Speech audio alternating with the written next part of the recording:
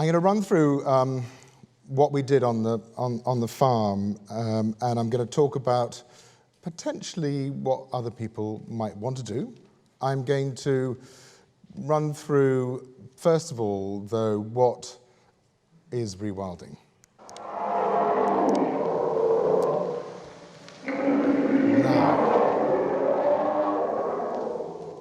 Now, has that woken you up?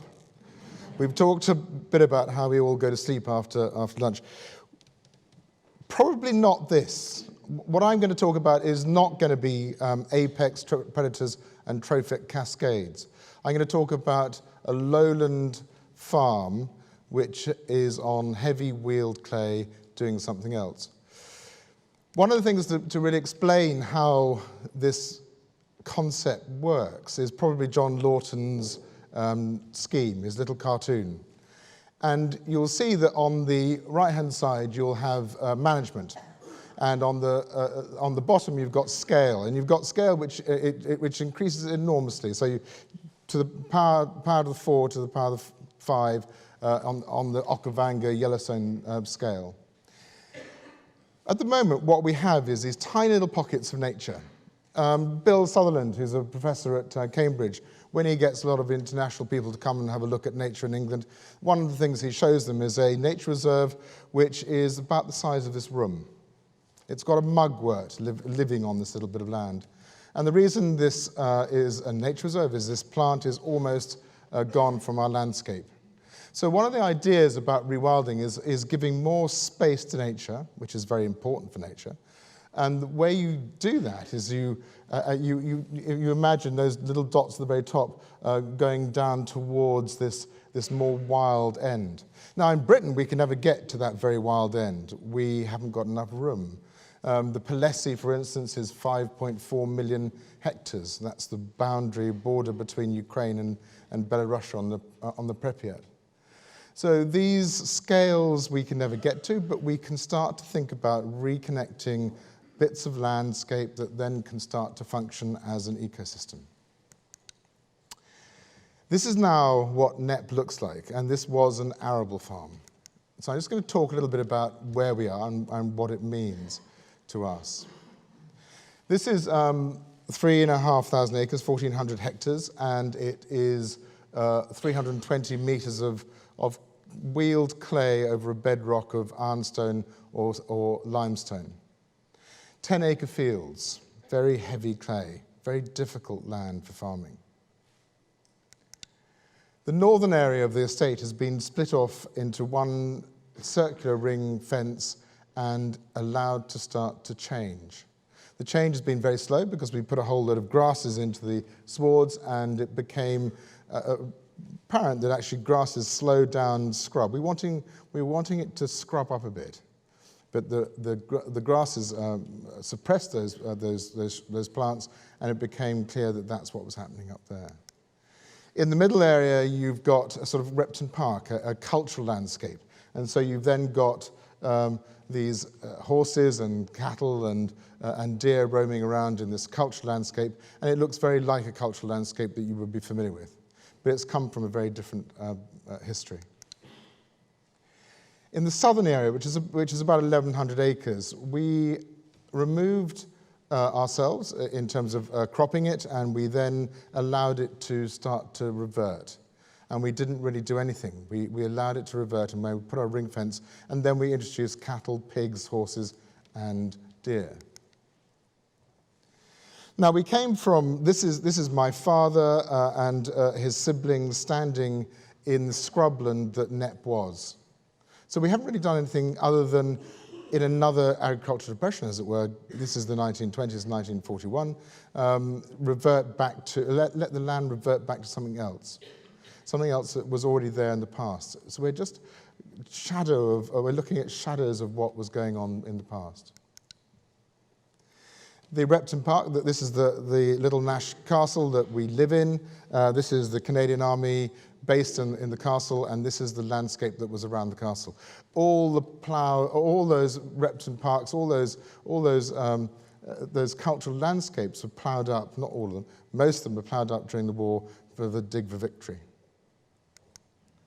This is, I suppose, I suppose one of the really interesting things for me is that a really proud moment was 1996, when the green pound was fantastic. The weather was brilliant. We made a huge amount of money suddenly, and we thought we'd cracked it. We'd cracked farming. This is my daughter. She's now 24, doing marine biology at Southampton. This is us really feeling the joy of a huge crop and the feeling that one gets from that. And I say to you all that actually you can get that feeling from other things as well, like nature. So our land looks like this, heavy clay. It balls up, and if you get it wrong, into these fist-size bits of clay, and you then, you also, this is actually my neighbour, and they still continue to plough up right underneath the trees. You know, for me, when I was farming, we didn't really think about nature. We were thinking about profit. We were thinking about margins. We were thinking about enterprises. We were thinking how to make it work. How could we make it function on this land? So where nature belonged certainly wasn't in the middle of the field. You hoped that by ploughing up underneath the trees, you then eventually killed the tree, and then you could then get your combine going up and down that field better. So if nature belonged anywhere at all in our lives, I suppose, it was in the hedgerow, in the pond, or, I don't know, we didn't really think about it. Just to display a little bit, this is us in the blue line. This is our winter wheat. So you're looking at winter wheat compared to national averages, ending when we ended farming in 1999. So we were 2 tonne a hectare light of the national average. Now, I don't know, last year we were talking about 10 tonnes a hectare for winter wheats, actually without subsidy making money. So we're a long way short of our land producing enough crops to be able to work without subsidy. We had 630 dairy cows, and we produced a lot of milk. And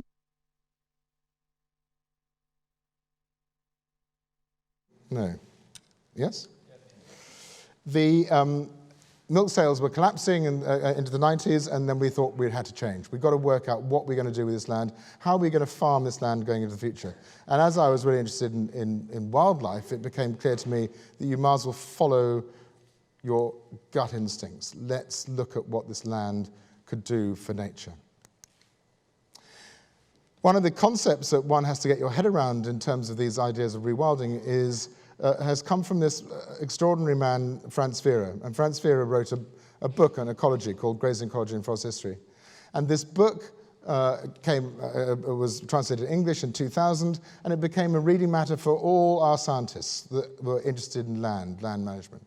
So the Natural England scientists, they all were interested in this guy and what he was saying. I don't know why I particularly heard about this guy, but anyway, I did, and I started to read about him. He then invited him to England. We became friends, and then I started this journey of learning about what he was talking about. One of the things we found very early on is we need to have a whole lot of people that would support a lonely voice. So you needed to have an advisory board that would then come in and say, yes, it's okay. What he's talking about is sensible. And this is what they came up with: long-term mineral intervention, natural process-led area. Wow. When rewilding came as a word, it was a relief that we couldn't really explain what all that mumbo-jumbo was meaning. That's the advisory board. John Lawton's on it. You've got Alistair Driver. You've got a whole lot of people. You've got people that are interested in butterflies and beetles. You've got people that are interested in just myriad of different life forms. And they're coming in to tell you about what they know. But they're just advising. They're an advisory board, and that's been an absolutely fascinating journey. So one of the principles behind what we were talking about on changing what we were going to do was, what are we going to do in terms of driving a system for nature in our landscape?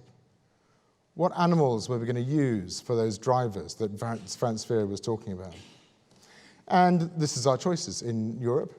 We have some bison, we have a whole lot of things. But a lot of these animals have now become extinct. So what do you then do? You've obviously got proxies of cattle, you've got proxies of horses. And what we're talking about here is their mouthpieces and the way that they behave in a landscape, and what they eat and what they move around a landscape. How do they affect How do they fight vegetation? Where is this? Let's have a look at that and see if it brings back nature. Now, using proxies of all these animals that are missing from our landscape is only a little bit of the picture. So you're not really talking about restoring anything to a halcyon period or anything 6,000 years ago or anything else. You're just doing what you're doing with the animals that are available to you and seeing what happens from that. That's all you can do.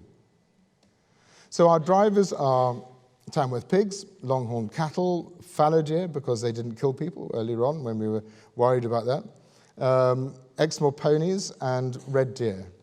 And then you had a population of roe deer and rabbits as your browsing and grazing animals. The pig is a keystone species. We couldn't put a wild boar in because we had footpaths and part of the Dangerous Wild Animals Act, you weren't allowed to put in wild boar. So Tamworths became our proxy. Tamworths have given us the only growing population of turtle doves in the UK. Tamworths have given us the biggest population of purple emperor butterflies in the UK. And that's all happened in 17 years. These are keystone species that have become incredibly important to this system. The heavy hitters, the red deer, the fallow deer, this fight between vegetation and animal is really important to create habitats that then are full of different shapes and forms, and that brings back life.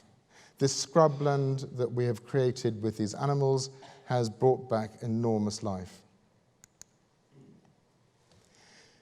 Single stomach, teeth on the top, they eat differently, they transport their diseases differently. So viruses are different viruses in a mouth from a horse, to a cow. You've got the way that the herd structure works, the way that they move nutrients around a site. They all have something different to give, and their herd structures are completely different from a cattle-based herd.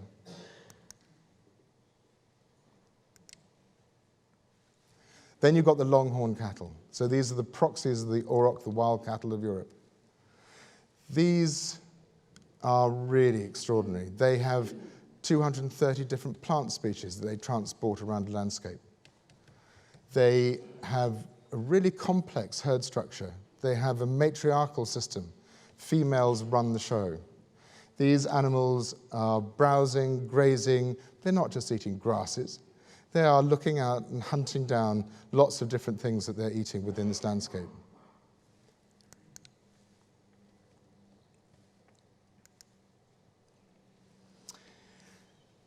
So what this has given us is it's given us a landscape which is very, very different.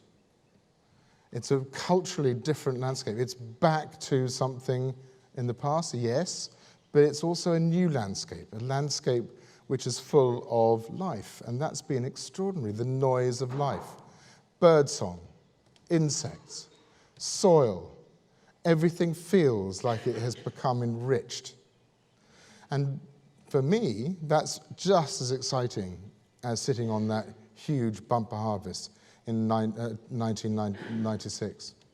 This has become a really successful story of how to bring back life into a landscape. Each one of these fields we're looking at has a different history, a different past. It had different crops. It came out of cropping at different times. That's meant that you've got a kaleidoscopic landscape, a landscape that has got a mixture of things going on.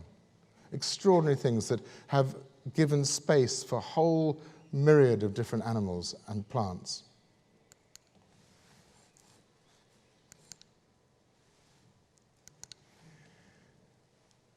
All 5 owl species, the only growing population turtle dove. Turtle doves are going to be lost from this country in the next 10 years. They're gone. We have 18 singing males. We started with none. It's just gone up. Every year, another pair arrive. Purple emperor butterflies, biggest population in the UK. 388 in one day's surveying. 36 butterflies out of 42 found in Sussex, and now found on Knepp. This is coming from a landscape that had nothing in this sort of volume, in this sort of quantity. Tony here, sitting in the middle of this group of people, he's a bird ringer, and he's been bird ringing for 30 years. And a few months ago, August, September, he was doing his bird ringing, and he was targeting two species, a black cap and a white throat, lesser white throat. He caught more of those two species in his 2.5 weeks of ringing than he has caught in 30 years of doing it. If he added up all his 30 years of ringing, he caught more than 2.5 weeks at Knepp.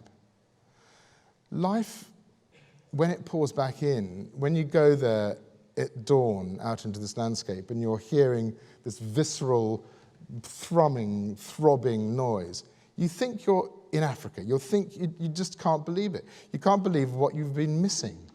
That noise and the sheer volume of it when all those African migrants are then turning up to Sussex. And that didn't work. Not sure why. This is Cranfield did some work on our soils. Our carbon has doubled. Our organic carbon has doubled. Our mycorrhizal fungi have tripled. Our biota in our soils has tripled. The soil has started to recover in a way that Cranfield has become incredibly excited by. So long-term studies are now beginning to be drawn up on what's happened, how it's happened. It's one of those, we've got to think about soils, as we all know, but this is something quite exciting, and Cranfield's very excited about it. Not sure why it didn't work, but anyway.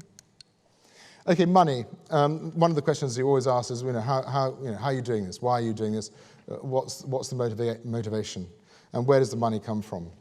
Well, I can only tell you what the money has been, and we don't know what it's going to be. Natural England pay us £191 a hectare environmental stewardship.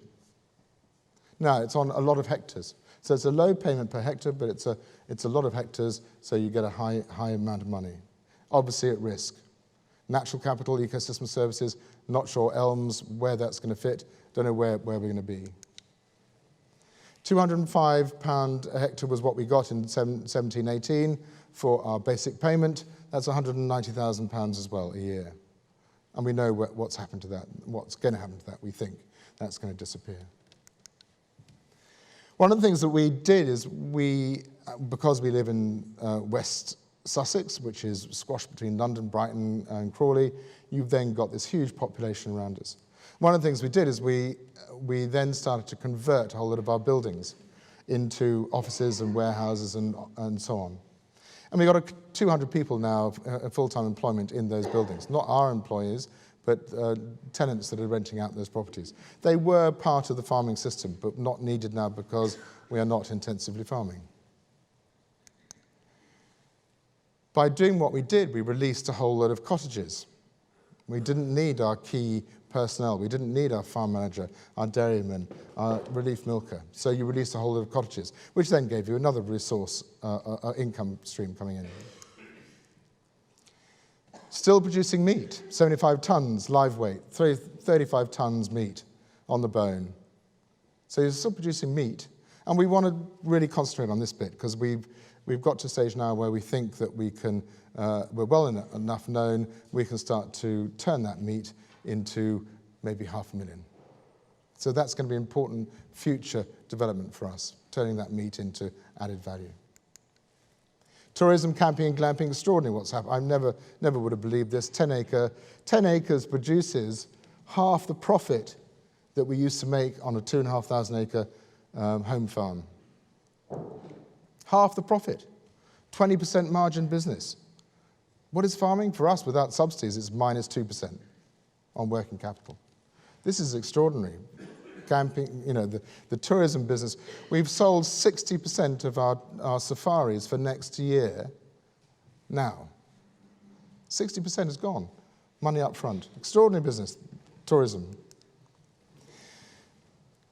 Benchmarking. Now, Savills do a benchmarking. They have a million acres in England, and they look at, they compile all those figures, and for 18 years we've been filling out the forms, and this is what it looks like. So for us, the Knepp estate home farm, excluding rents and tourism, we make more money than the average home farm in the benchmark. And we've done that 5 out of 8 in the last 8 years. So it's not just madness, this. It's for us. We worked out that holistically we could look at our estate and look at our farming business and work out a better way to make money from it. This is a bit of a roller coaster, and this is just to quickly explain, still farming. This is 22 years, still farming on the my right-hand side, going out of dairying in that crash, then climbing up into contract farming arrangements, and then going into organic conversion, and then this sort of period of stability with higher level stewardship. And that's the benchmark, same figures using the benchmark from Savills. So we haven't done bad. We've probably done quite good, actually, compared to the average. So it's not about, it's really thinking about how you're going to run your business in a different way with what resources you have. And the resource you mainly have is your soil. So what is it best used for? How do we best use our soils for what purpose? The other thing that obviously comes back to you is if you are not running a loss-making business, which is what it was, you then have, you sleep at night. You also can do things with that time. You've got time to think about things. So that could be developing more businesses on your farm, on your estate, or doing other things. For me, I do a whole lot of other things. I chair Rewilding Britain. I sit on the board of Arcadia. We've subbed up this thing called the Endangered Landscape Programme. We've just given out 23 million to a whole lot of amazing projects all around Europe. And there's a whole lot of stuff that I can then do that isn't to do with just Knepp. So it's very exciting. That's it for me. Oh, just one thing. If you wanted to read more, I promised Izzy, who's sitting here, my wife, to plug her book about Knepp. So there you are.